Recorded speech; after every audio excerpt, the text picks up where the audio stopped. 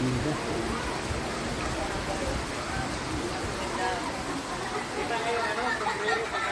Saan po?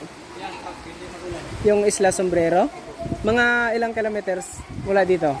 Apat siguro naman, 5. Ah. So ayan mga ka-birds. Ay abot siya ng ano ng drone.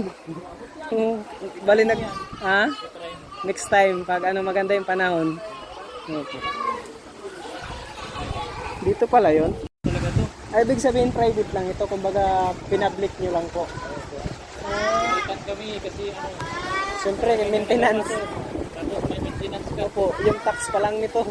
Taon-taon talagang mahirapan. Ibig sabihin rest house nyo lang pala ito, no? Ang ganda, ha?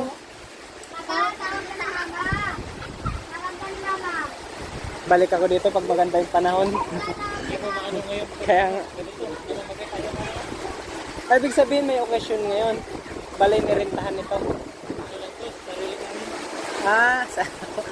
Opo. Akala ko ano eh. Sabi ko, alam, kahiya nga may ano pala dito. Balik ka lang linggo. Opo.